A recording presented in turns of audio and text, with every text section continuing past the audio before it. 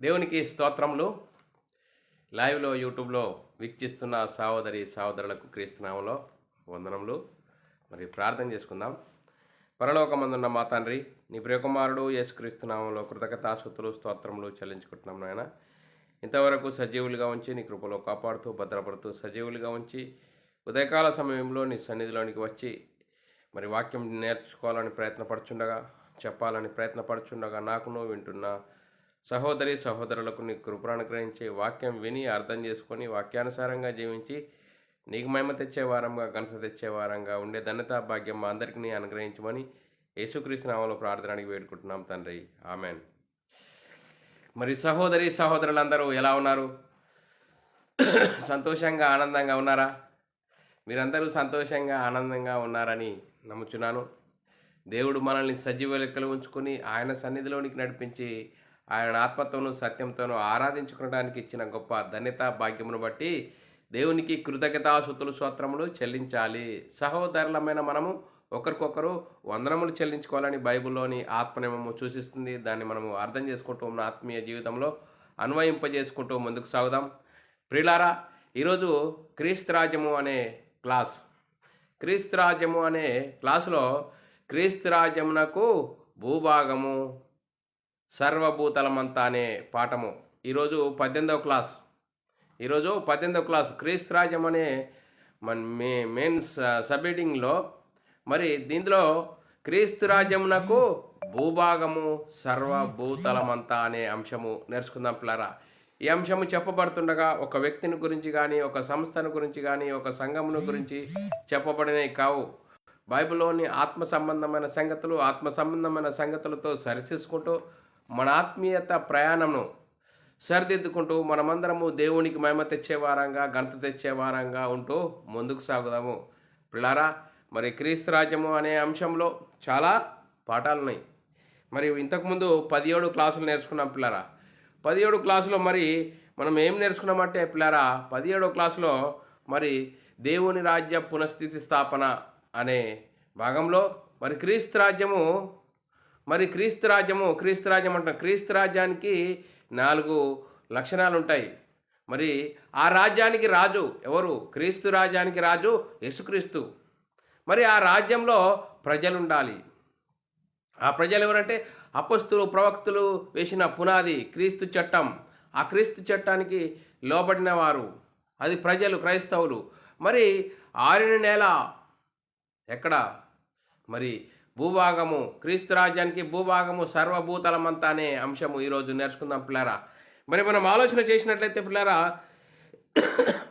క్రీస్తు రాజ్యంకి చట్టం ఏంటంటే అపొస్తలులు, ప్రవక్తలు వేసిన పునాది. క్రీస్తు రాజ్యం చట్టంలో ప్రజలు ఎవరంటే క్రైస్తవులు. 4వదిగా మనము మరి ఆ రాజ్యానికి భూభాగం ఏంటి అంటే, క్రీస్తు రాజ్యానికి భూభాగము సర్వభూతలమంతా అనే అంశము ఈరోజు నేర్చుకుందాం పిల్లారా. ఇంతకుముందు 3 అంశాలు నేర్చుకున్నాం పిల్లారా.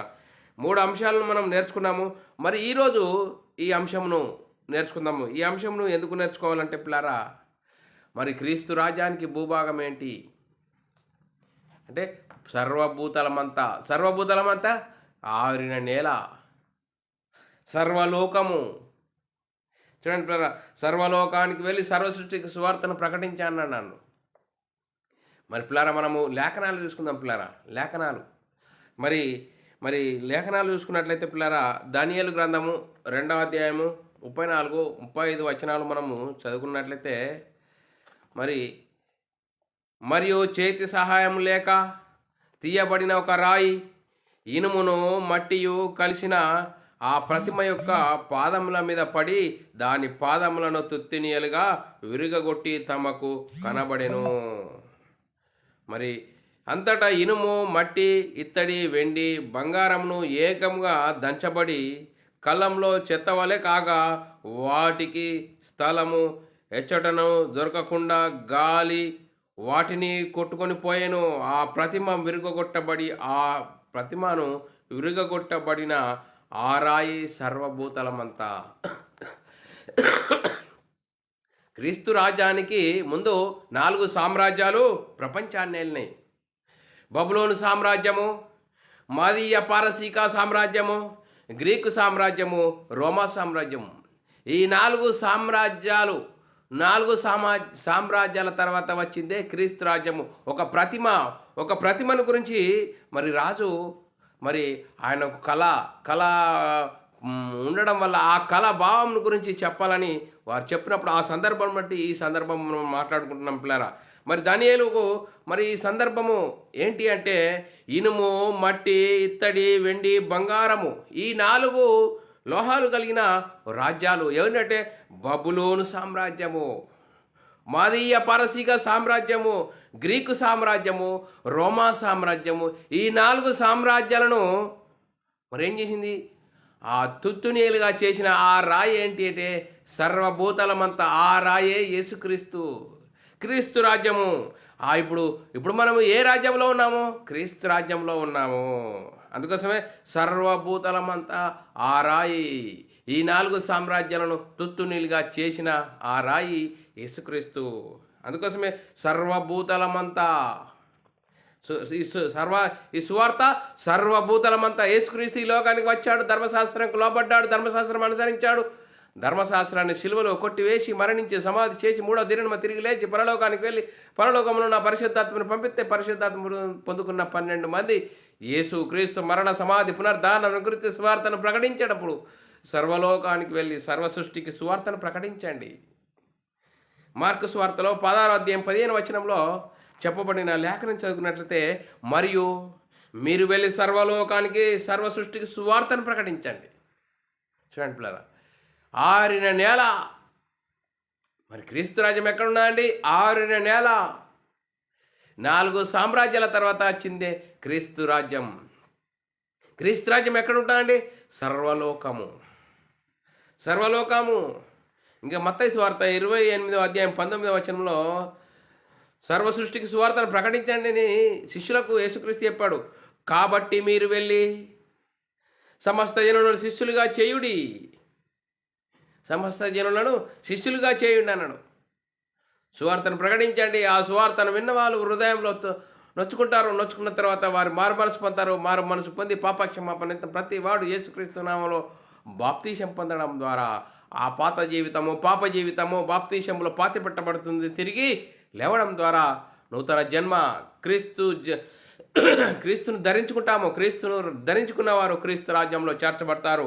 మరి ఎవరు ఎక్కడెక్కడ ఉన్నారంటే బూది గంతముల వరకు, వారందరూ బూది గంతముల వరకు నాకు సాక్షులై ఉందురు అని యేసుక్రీస్తు చెప్పాడు పిల్లారా. అపోస్తల కార్యంలో 1వ అధ్యాయం 8వ వచనంలో చెప్పబడిన లేఖనం చదువుకున్నట్లయితే, అయినను పరిశుద్ధాత్మ మీ మీదకి వచ్చినప్పుడు మీరు శక్తి నొందుదురు గనుక మీరు యెరూషలేములోను యూదయ సమరయ దేశముల అంత బూది గంతముల వరకు నాకు సాక్షులై ఉందురు అని వారితో చెప్పాను. చూడండి, మీరు పరిశుద్ధాత్మను పొందుకున్న తర్వాత మీరు శక్తి పొందుతారు. ఆ శక్తిని పొందుకున్న తర్వాత మీరు ఎక్కడ వ్యాపిస్తారంటే సర్వలోకము, బూది గంతముల వరకు నాకు సాక్షులై ఉంటారు. చూడండి బ్రదర్, మరి ఈ ప్రారంభం నుంచి ఈ సువార్తను ఆపాలని ఎన్నో ప్రయత్నాలు, ఎంతోమంది రాజులు ఏమని కాలగర్భంలో కలిసిపోయారు. కానీ సువార్త ఆగిపోయిందా? క్రీస్తు రాజ్యము ఆగేది కాదు.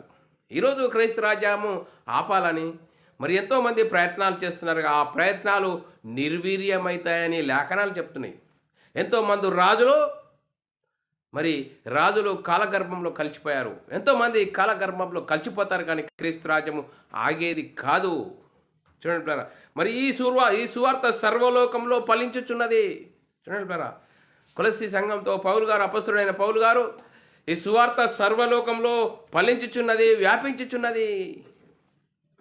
కొలస్సీలకు రాసిన పత్రిక 1వ అధ్యాయం 6వ వచనంలో రాయబడిన లేఖనం చదువుకున్నట్లయితే, ఈ సువార్త సర్వలోకంలో ఫలించుచు వ్యాపించుచున్నట్లుగా మీరు దేవుని కృపను గురించి విని సత్యముగా గ్రహించిన నాటి నుండి మీలో సైతము ఫలించుచు వ్యాపించుచున్నది. సువార్తను ప్రకటించడం ద్వారా, ఆ సువార్తను వారు ఆలోచించడం ద్వారా వారు ఏమవుతారు? వారికి మారు మనసు కలుగుతుంది, హృదయాలు పొడవబడతాయి.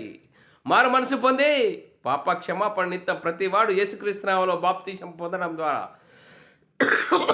పాప జీవితము బాప్తీసంలో పాతిపెట్టబడుతుంది. అప్పుడు క్రీస్తు రాజ్యంలో మరి ప్రవేశించే గొప్ప భాగ్యం పిల్లారా. మరి మీ విశ్వాసము సర్వలోకంలో ప్రచురం చేయబడుతున్నది. మీ విశ్వాసం ఎక్కడ? సర్వలోకంలో సువార్త ప్రకటించబడుతుంది. సర్వలోకంలో సువార్త ప్రకటించబడుతుంది. యేసుక్రీస్తు దేవుని కుమారుడు. యేసుక్రీస్తు మనందరి పాపాల కోసం మరణించాడు, సమాధి చేయబడ్డాడు, 3వ రోజున తిరిగి లేచాడు. తిరిగి లేచి పరలోకానికి వెళ్ళి పరలోకంలో పరిశుద్ధాత్మను పంపిస్తే ఆ పరిశుద్ధాత్మను పొందుకున్న 12 మంది యేసుక్రీస్తు దేవుని కుమారుడు. యేసుక్రీస్తు మరణించాడు, దేవుడు ఆయనను తిరిగి లేపాడు. దానికి మేమందరం సాక్షులమని స్వార్థను ప్రకటించబడుతున్నప్పుడు హృదయాలు పొడవబడ్డప్పుడు అయ్యలారా సహోదరులారా మేము చెప్తామన్నప్పుడు వారు ఏం చేశారు? మారు రూపం పొందమన్నారా? లేదండి. ఈరోజు మారు రూపాలు మారుస్తున్నారు. కానీ రూపాలు మార్చడం కాదు, మనస్సు మారాలి. బైబిల్ చెప్తుంది నీ మనసు మారాలి. చూడండి పిల్లరా, మారు మనసు పొంది పాప క్షమాపణ ఎంత ప్రతి వాడు యేసుక్రీస్తు నామములో బాప్తిజం పొందాలి.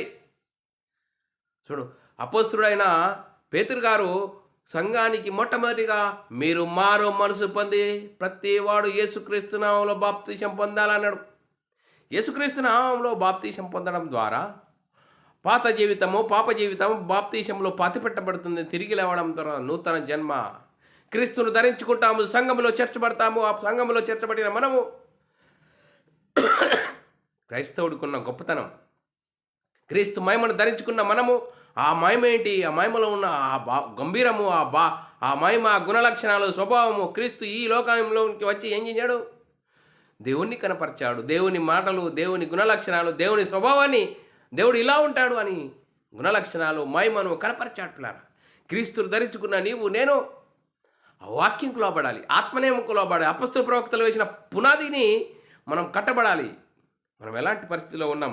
అందుకోసమే మీ విశ్వాసము సర్వలోకంలో ప్రచురించుచు, రోమీయులకు రాసిన పత్రిక 1:8 మీ విశ్వాసము సర్వలోకమునకు ప్రచురము చేయబడుచుండును బట్టి మొదట మీ అందరి నిమిత్తము యేసుక్రీస్తు ద్వారా నా దేవునికి కృతజ్ఞతాస్తుతులు స్తోత్రములు చెల్లించుచున్నాను అని పౌలు గారు అపొస్తలుడైన పౌలు గారు రోమా సంఘంతో చెప్తున్నాడు. మీ విశ్వాసం ఎక్కడైంది? సర్వలోకంలో ప్రచురము చేయబడుచుండుటను బట్టి మొదట మీ అందరి నిమిత్తము యేసుక్రీస్తు ద్వారా నా దేవునికి కృతజ్ఞతాస్తుతులు స్తోత్రములు చెల్లించుచున్నాను. మరి యేసుక్రీస్తు ఈ లోకానికి వచ్చి వచ్చాడు. ఎందుకు వచ్చాడు? అందరి పాపాలను ప్రక్షాళన చేయడానికి, అందరినీ పరలోకంలో ఉన్న కన్నతండ్రి యొద్దకు తీసుకెళ్ళడానికి. మరి ఈ లోకంలో ఏమున్నది అంటే అందరూ పాప శాపంతో మరణించి ఉన్నారు. దేవుడు అనుగ్రహించి మహిమను పొందలేని సమయంలో, ఏ ఒక్కరు నీతిమంతులు లేని సమయంలో యేసుక్రీస్తు ఈ లోకానికి వచ్చాడు. ధర్మశాస్త్రం అమలులో ఉన్న కాలంలో వచ్చాడు. ధర్మశాస్త్రంకు లోపడ్డాడు. ధర్మశాస్త్రాన్ని సిలువలో కొట్టివేశాడు. అందుకోసమే ఆయన మన పాపములకు శాంతికరమై ఉన్నాడు. 1 యోహాను రాసిన పత్రిక 2:2 ఆయనే మన పాపములకు శాంతికరమై ఉన్నాడు. మన పాపములకు మాత్రమే కాదు, సర్వలోకమును శాంతికరమై ఉన్నాడు. సర్వలోకమునకు శాంతికరమై ఉన్నాడు. సర్వలోకానికి శాంతికరమై ఉన్నాడు. అందుకోసమే దేవుడు అందరూ మారు మనసు పొందాలని కోరుచు మీ ఎడల దీర్ఘశాంతం గలవాడై ఉన్నాడు. చూడండి, అందరూ మారు మనసు పొందాలి. మారు రూపాలు కాదు. యేసుక్రీస్తు నమ్ముకుంటే మారు రూపాలు కాదు, మారు మనసు. అందుకోసమే 2 పేతురు రాసిన పత్రిక 3:9 కొందరు ఆలస్యమని ఎంచుకున్నట్లు ప్రభు తన వాగ్దానం గురించి అలక్ష్యం చేయువాడు కాడు గాని ఎవడును నశింపవలని ఇచ్చేయింపక. చూడండి, ఏ ఒక్కరు నశించిపోవడానికి దేవునికి ఇష్టం లేదు. అందరూ మారు మనసు పొందవాలని కోరుచు మీ ఎడల దీర్ఘశాంతం కలిగి ఉన్నాడు. చూడండి, అందరి కొరకు ఒకడు మృతి పొందెను కనుక అందరూ మృతి పొందవలనని. చూడండి, మనందరి కోసం, మనందరి పాప శాపాల కోసం యేసుక్రీస్తు ఈ లోకానికి వచ్చేసాడు. మనందరి కోసం యేసుక్రీస్తు శిలువలో మరణించాడు, సమాధి చేపట్టాడు, 3వ రోజున తిరిగి లేచాడు. తిరిగి లేచి పరలోకానికి వెళ్ళి పరలోకంలో పరిశుద్ధాత్మను పంపిస్తే ఆ పరిశుద్ధాత్మ పొందుకున్న 12 మంది యేసుక్రీస్తు మరణ, సమాధి, పునరుద్ధానం గురించి సువార్తను ప్రకటించారు. ఆ సువార్తలో ఉంది దేవుని శక్తి. ఆ దేవుని శక్తి ఏం చెప్తుందంటే మనమై ఉన్న ఆత్మను రక్షింపజేస్తుంది. ఆత్మరక్షణ, నిత్య జీవము, పరలోక ప్రాప్తి, దేవుని ఇంటివారం, పరలోక వారసులము యేసుక్రీస్తు నమ్ముకుంటే. ఇదయ్యా ఈ లోక సంబంధమైన ఆశీర్వాదాలు, లోక సంబంధమైన వాటి కోసము యేసుక్రీస్తుని నమ్ముకోకూడదు. అలా చెప్తున్న వారు వాక్యానుసారులు కారు. చూడండి మరి ఏంటి మరి యేసుక్రీస్తు నమ్ముకుంటే ఆత్మరక్షణ, నిత్య జీవము, పరలోక ప్రాప్తి, దేవుని ఇంటివారం, పరలోక వారసులము. అందుకోసమే అందరి కొరకు ఒకడు మృతి పొందెను. అందరూ మృతి పొందే వాళ్ళని 2 కొరింథీయుల రాసిన పత్రిక 5:14 వచనంలో క్రీస్తు ప్రేమ మమ్మలను బలవంతము చేయుచున్నది. చూడండి, క్రీస్తు ప్రేమ మమ్మలను బలవంతము చేయుచున్నది. ఎందుకు? మేము ఏ విధంగా రక్షణ తీసుకున్నామో, రక్షింపబడ్డామో, అందరూ రక్షింపబడవాలని మేము పొందుకున్న మహిమను, మేము ధరించుకున్న క్రీస్తును ప్రకటించే వారముగా ఉన్నాము. దేవునికి స్తోత్రం. ఇంత గొప్ప భాగ్యము. క్రీస్తు ప్రేమ మమ్మలను బలవంతము చేయుచున్నది. యాలయనగా అందరి కొరకు ఒకడు మృతి పొందెను కనుక అందరూ మృతి పొందేవాళ్ళనియు. ఎక్కడ మృతి పొందామండి? యేసుక్రీస్తు దేవుని కుమారుడు, యేసుక్రీస్తు ప్రభు అని విశ్వసించి యేసుక్రీస్తు నామములో బాప్తీసం పొందడం ద్వారా పాత జీవితము పాతిపెట్టబడుతుంది. తిరిగి లేవడం ద్వారా నూతన జీవితము, క్రీస్తును ధరించుకుంటాము. అందుకోసమే క్రీస్తు నందు అందరూ బ్రతికింపబడదురు. ఎప్పుడు బ్రతికింపబడతారు? బాప్తీసంలో.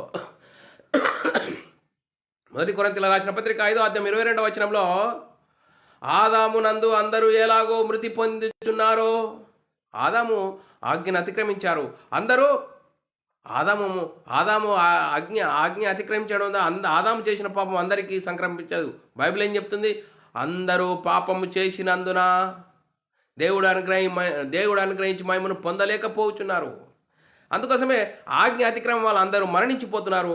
అలాగునే క్రీస్తు అందరి కొరకు మరి మృతి పొందాడు, తిరిగి లేచాడు.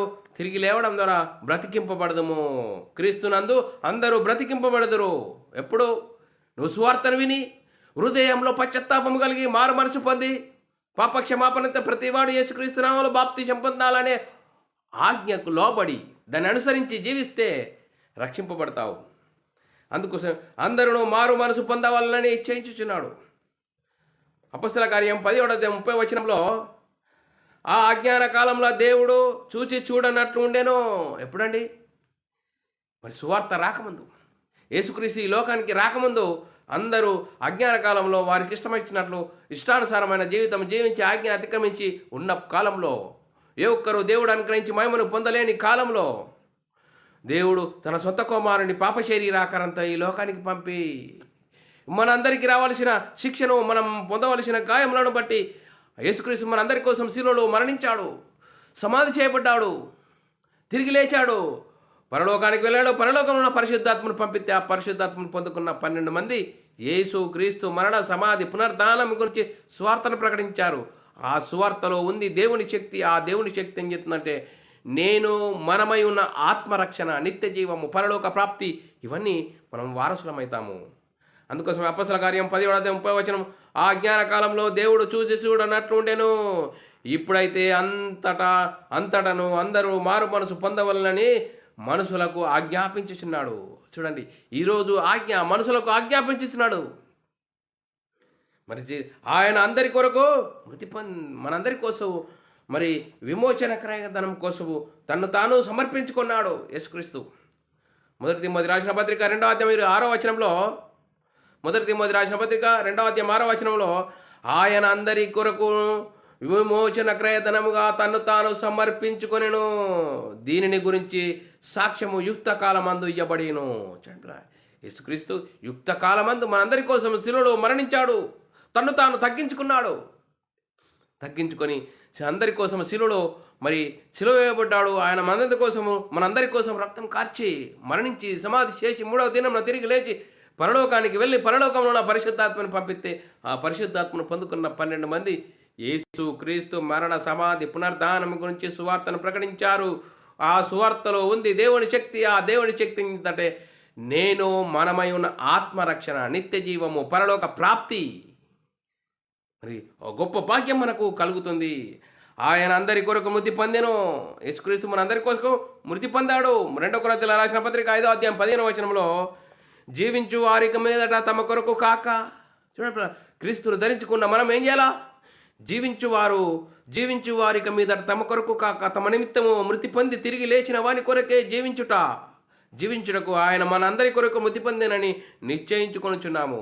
చూడండి, క్రీస్తును ధరించుకున్న మనము మన కోసం కాదు, మన కొరకు మృతి పొందిన వాని కొరకే మనము జీవించాలని గొప్ప భాగ్యము మనకున్నది పిల్లరా. ఆ భాగ్యం పొందుకున్న నీవు ఆ భాగ్యం గురించి ప్రకటిస్తున్నావా? సహోదరుడా, యేసుక్రీస్తు ఎవరు? ఎందుకు వచ్చాడు? ఈ లోకంలో ఏం చేశాడు?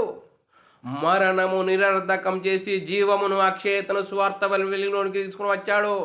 భౌతిక మరణము, శరీర మరణము పుట్టినవాడు గిట్టక మానని బైబిల్ చెప్తున్నది. ఆత్మ మరణించి ఉండగా ఆ మరణమును యేసుక్రీస్తు ఈ లోకానికి వచ్చేసాడు. మరణంను నిరర్ధకం చేశాడు. జీవమును అక్షయతను సువార్త వలన వెలుగులోనికి తీసుకుని వచ్చాడు. ఆ సువార్తలో ఉంది దేవుని శక్తి. ఆ దేవుని శక్తి నేను మనమై ఉన్న ఆత్మరక్షణ, నిత్య జీవము, పరలోక ప్రాప్తి, ఈ గొప్ప భాగ్యము. చూడండి, ఈ భాగ్యాన్ని గురించి మనము ప్రకటించబడుతుందా? ఈ భాగ్యాన్ని గురించి మనం వింటున్నామా? ఈ భాగ్యాన్ని గురించి మనం ప్రకటించే వారముగా ఉన్నామా? అలాంటి ఆ ప్రకటించే వారంగా ఉండాలి. అందుకోసమే క్రీస్తు రాజ్యమునకు భూభాగం ఏంటంటే సర్వభూతలమంతా.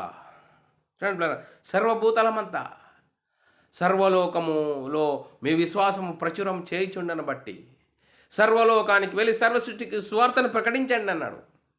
చూడండి పిల్లరా, మరి క్రీస్తు రాజ్యము భూభాగము ఆరేని నెల అని మనము మరి అనుకున్నాం కదా. ఆ జవాబుకి ఇందులోకి వచ్చేసింది పిల్లరా. చూడండి పిల్లరా, క్రీస్తు రాజ్యంలో భూభాగం ఏంటి?